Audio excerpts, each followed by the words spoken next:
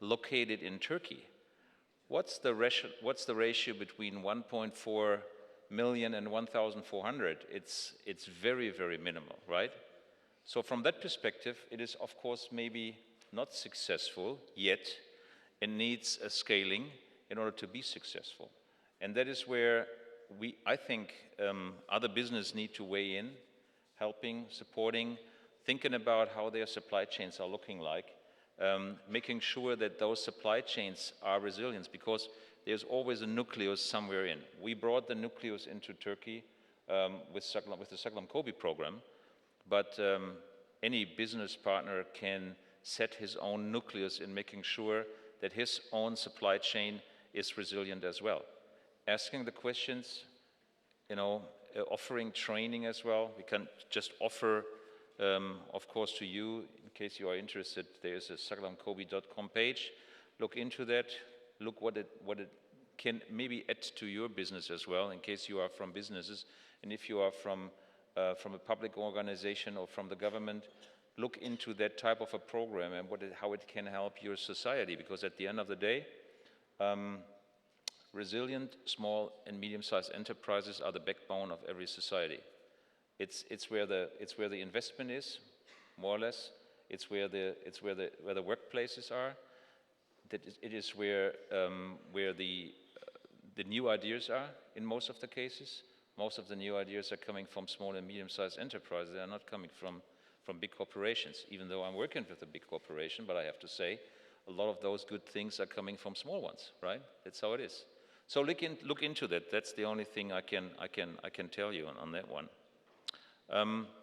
It has changed a lot. It's not the only program we have. Maybe that's the last thing I would like to say on that.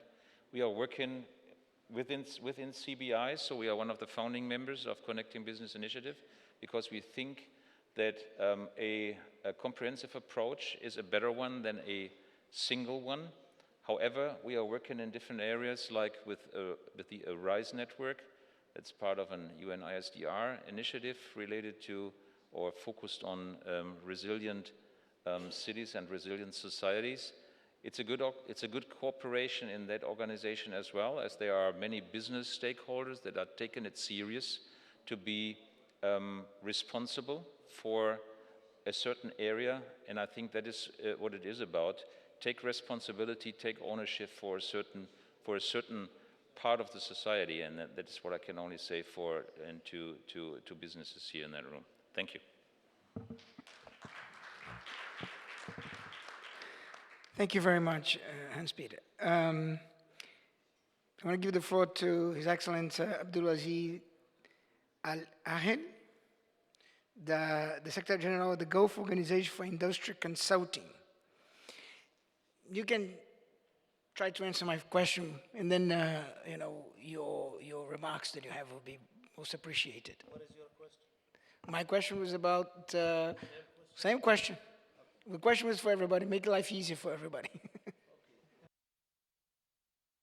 Thank you, Marcus. First of all, I will answer your question, then I will share with the audience short speech about the subject we are talking about. In the beginning, we just want to talk about my organization. My name is Abdulaziz Al-Ahel. I'm the Secretary General for GOIC, Gulf Organization for Industrial Consulting, based in Qatar, and responsible for the 6 GCC countries. Our main goals, our main mandate, to work, and develop, the industrial in the GCC countries. Also, we are focusing in private and public sectors in this region to develop, the industry and put the fundamentals basic for the cooperation, technical cooperation in between the GCC. Also, we are working, to make the joint ventures in these countries, which lead, to the integration for industrial consultation. GOIC has, developed, the unified, strategy, for the GCC countries, and work, for this strategy. In frequent time, we are evaluating these industries GOEC has, launched 400 investment opportunity during 40 years of service, to the public and private sectors. Also, we in 2012, we launched the industrial map for the GCC, which identified, the missing industry in this region. And we are working, with the governments, and the private sector, to develop, this missing industry in the region. GOEC developed, at least, 15 industrials conferences, in the GCC as well.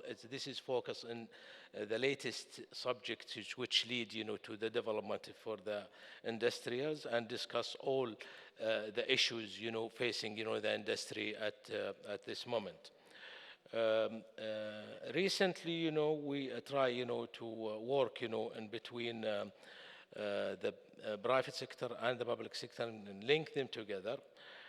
Coming up, to the contribution, what we are seeing, in the GCC at least, in the major company, they have, initiate what they call it the CSR department, which is, I think, the sustainability and the CSR department, which is taking, the responsibility about the helping the community in that regard. And I think, we are in GOEC believe, all the private sectors has to play the roles in this field, which is, lead, I'm sure, there is a lot of areas, they can contribute in that regard, and they can put, efforts, especially when it's come, to serving the needies, for, enhancing the health sectors, or putting, the awareness, of many issues that's facing our society at this moment. If you don't mind, during this remaining time, I would like to share, some short speech, and if you don't mind, I will make it in Arabic, so we can see, what we have in this moment. So, بسم الله الرحمن الرحيم. لا يخفى على حضراتكم طبعا ما يشهده العالم من زيادة في الكوارث والأزمات في 15 سنة الأخيرة، وما نتج عنه عن تزايد نمو عدد الأشخاص الذين يحتاجون حاليا إلى المساعدات للبقاء على قيد الحياة، والذي قدر عددهم وفقا لتقارير الأمم المتحدة ب 130 مليون شخص في جميع أنحاء العالم. فقد اضطر عدد كبير من الناس إلى ترك منازلهم أكثر من أي وقت مضى منذ الحرب العالمية الثانية، بل أن الصعوبة تكمن في استمرار الأزمات على المدى الطويل، مما يشكل عبئاً أكبر على جهود الإغاثة. وقد شهدت مشاركة القطاع الخاص في العمل الإنساني تزايداً مضطرداً في العقد الماضي، وعلى الرغم من ذلك يتوقع أن يكون دور القطاع الخاص أكبر في الشراكة الجديدة مع المنظمات المحلية والدولية للاستثمار في الوقاية وتخفيف المخاطر، لمساعدة البلدان على التأهب للصدمات بشكل أفضل، بما في ذلك تحسين الوصول إلى تحليل المخاطر وخطط الطوارئ وخطط الحماية الاجتماعية. إننا نثمن مبادرة الجمهورية التركية في استضافة القمة العالمية للعمل الإنساني، نقطة تحول في نظام المساعدات الدولية، والتي انطلقت في مايو الماضي في اسطنبول بالتعاون مع منظمة الأمم المتحدة، والتي حظيت باهتمام عالمي وحضور كبير على مستوى رؤساء الدول والمنظمات الدولية والإقليمية والمحلية، بما في ذلك منظمات القطاع الخاص. وكما أشير في البيان الختامي للقمة، إنها ليست نقطة البداية بل نقطة التحول، وقد تركت القمة أثرها في حشد جهود الحكومات والشركاء في المجال الإنساني والتنمية، حيث اتفقوا على طريقة جديدة في العمل من خلال الاستثمار في مجتمعات قوية ومجتمعات مستقرة. انبثق عن القمة أكثر من 1500 التزام يهدف إلى تحسين حياة الفئات الأكثر ضعفاً في العالم، وقد تعهدت به أكثر من 400 من الدول الأعضاء والمنظمات والمجموعات الأخرى. كما شهدت القمة عرض لحالات لمشاركة القطاع الخاص في دعم جهود الإغاثة، خاصة مع توجه منظمات الإغاثة لتنويع شبكات الدعم بدلاً من الاعتماد بشكل أساسي على التبرعات المالية. السيدات والسادة الحضور، هناك بعض الجهود الإيجابية التي بذلت من أجل تسهيل شكل التعاون بين شركات القطاع الخاص ومنظمات الإغاثة والمجتمع المدني. فعلى سبيل المثال أطلق مكتب الأمم المتحدة الحد من مخاطر الكوارث وبرنامج الأمم المتحدة الإنمائي ومكتب الأمم المتحدة لتنسيق الشؤون الإنسانية مبادرة بعنوان إشراك مؤسسات الأعمال، والتي تتيح للقطاع الخاص طرق أكثر سلاسة للمشاركة في نظام الإغاثة، والتي يتسم عادة بالبيروقراطية، حيث أن القطاع الخاص يركز على النتائج لا على العمليات المؤسسية، مما يساعد في ردم الفجوة بين العمل الإنساني والتنموي، بحيث يتم تجاوز المعوقات التي كانت مسؤولة عن عدم الكفاءة سابقاً. إن مؤسسات الأعمال الصغيرة والمتوسطة الخاصة تشكل حوالي 90% من شركات القطاع الخاص، وهي مسؤولة عن توظيف القوى العاملة في العالم، بالإضافة إلى أهميتها الاقتصادية. وقد تم تجاهل دور هذه المؤسسات في جهود دعم الإغاثة والعمل الإنساني في الماضي، إلا أن المستقبل يبشر بالكثير في هذا المجال. أود أن أؤكد في هذه القمة أن دور القطاع الخاص الصناعي يجب أن يوجه لدعم العديد من مبادرات الأعمال في مجال العمل الإنساني في عدة مجالات، أبرزها تأهيل وتوظيف القوى العاملة الصناعية، دعم مبادرات مؤسسات الأعمال الصناعات الصغيرة والمتوسطة، وإنشاء شراكة جيدة بين القطاع الصناعي الخاص والمؤسسات الحكومية ومنظمات المجتمع المدني في وضع خطط لمساعدة المجتمعات للتأهب لمواجهة الكوارث والصدمات. القطاع الخاص إذا أراد أن يأخذ حيزاً في دعم جهود الأعمال والإغاثة الإنسانية في مجال فلا بد لصانع السياسة من فهم الملامح والسمات الرئيسية لسيناريو التصنيع الجديد من جانب، والفهم والالتزام بمبادئ الشراكة الجديدة التي تؤهل دول المنطقة على التعامل مع الصدمات بشكل أفضل، واختيار آلات التمويل المبتكرة لمواجهة الأزمات. شاكر لكم إصغائكم، والسلام عليكم ورحمة الله وبركاته.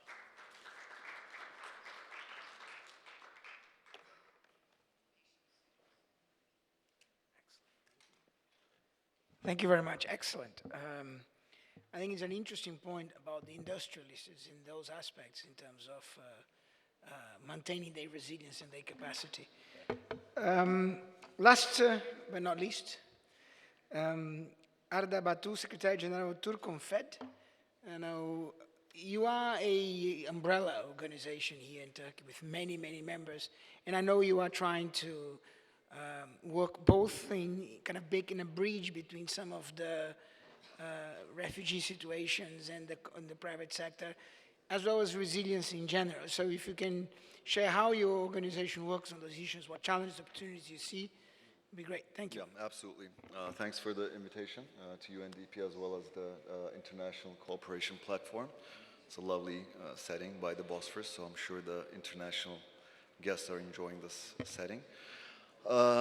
Yes, my name is Arda Batu. I serve as the Secretary General of Turkish Enterprise and Business Confederation. As Marcos touched on it, we are serving as an umbrella organization, so categorically we're a confederation functioning across Turkey. And when you talk about an institution who's functioning across Turkey, you naturally talk about an eclectic group. An eclectic group of businesses, which means big businesses, especially on the western territories or regions of Turkey. And as you go more eastwards, then you turn more and more towards SMEs. And I'm very happy to hear from the panelists today a very important emphasis on SMEs. As Hans pointed out, 99% of the businesses in Turkey, and for that matter, across the globe, is constituted of SMEs. And as eclectic a group we are as Turconfed, comprising of the biggest companies in Turkey, we still try to focus on SMEs, the backbone of the Turkish economy, and of any economy, and of the global economy. Big challenges there, Marcus, alluding to your question. SMEs need help, not only in resilience for natural disasters, as my good friend Ali is working on, but my institution, which is composed of about 40,000 companies, again, is mostly of SMEs. And when we talk about SMEs, we need to understand that, yes, environmental disasters is an important issue, and we, as an institution working with Sağlam Kobi, try to touch on this issue. But at a broader level, we, of course, try to touch on the resilience of societies, which is the heading of this panel today, and of businesses, environmental disasters, the financial sector, right? And a long list of issues that I took a note of, but obviously I just have 5 minutes and can't touch on it. Social factors and international conflicts. SMEs are prone to all of these big issues. And if we want to talk about resilient societies and resilient businesses, we need to focus on all of these issues, which we as an institution try to do. Partnership building is an important part of our daily work, Marcos. I mean, building partnerships, especially now that we're sitting at the table with you, international institutions, government bodies. One of the maybe things that I could particularly touch on, which is a raison d'etre of my institution, as an independent institution, as a bipartisan institution, would be to promote the idea of businesses coming together, especially under independent organizations.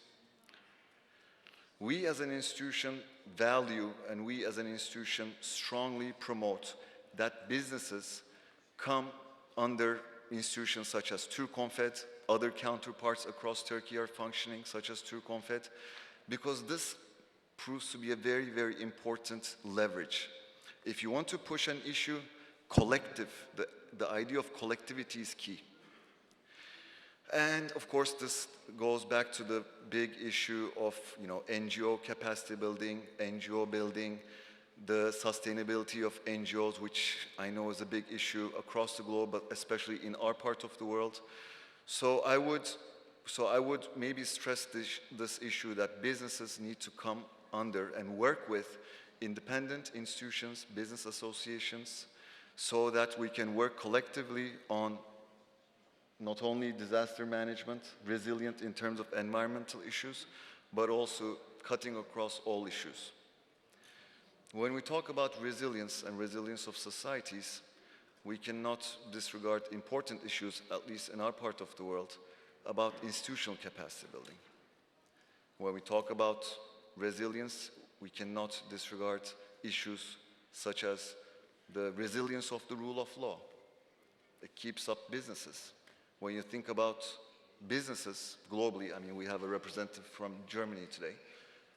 How do businesses do cross-border businesses? What do they look for? They look for security.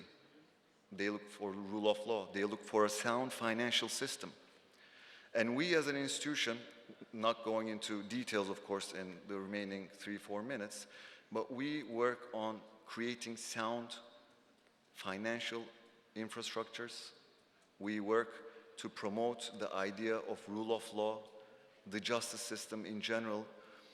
And I personally feel that the resilience issue is a holistic issue. We can look at it from a maybe smaller perspective, such as environmental issues. But when we talk about these, a small part of the bigger issue, we need to deal with it in a holistic manner and with an institutional capacity. So institutional capacity building is one of the issues that we very, very much focus on. We try to build the institutional capacities of business associations, the independent business associations across Turkey. The stronger the business associations, the stronger the return for the individual businesses. I value very much the anecdote that my friend Ali has given. This guy from the Aegean coast who realized that, he missed such a fundamental issue to back up his assets. See, when you're a part of a bigger whole, when you're a part of a collective goal, then you have access to information. You partake in events such as this one. You come to events such as this one through your organization. You have access to information. You can take that information, you can carry it back to your business space, and you can apply it in your business space. So, without maybe elaborating into further details, I would like to conclude with my general comment that institutional capacity building for businesses to do collective work is key, especially for emerging markets such as Turkey. If we can bring the businesses together, I think not only in environmental or resilience issues, I think we can deal with much bigger issues. And ultimately that brings growth. And that brings inclusive growth. Thank you. Thank you very much. So, in conclusion, I think, I'll pick it up on your point about strong business association. I think it's absolutely essential, but also the strong relationships between different parts of society. Strong business association, talking to governments, talking to civil society, talking to international organizations like the UN. The problems of the world today, being in Turkey or being globally, are very large, and it's only by coming together, and certainly by giving a space to business, to bring all that business can bring, that we're able to do this. In terms of the humanitarian situation, might look very bleak, the conflicts that we have around the world today, but we know the wars will end, and we know that we will need to rebuild better the places affected by conflict. We can also hope for the best, but prepare for the worst when it comes to natural disasters. If all predictions about climate change are correct, and I believe they are, personally, there will be more disasters, and we need the business value chains, we need the capacity of the business to, one, be better prepared to withstand what is coming, and two, to be a cohesive, coherent partners in responding to the disasters that unfortunately we can starting to see more and more often. Thank you very much. I hope you will learn something from this. Thank you. Thank you to our moderator, Marcos Neto, and our panelists for their contribution. Ladies and gentlemen, now I would like to kindly invite Mr. Ershad Hürmüzlü, Honorary Board Co-Chair of International Cooperation Platform, to present the Plaque of Honor to our panelists and our moderator.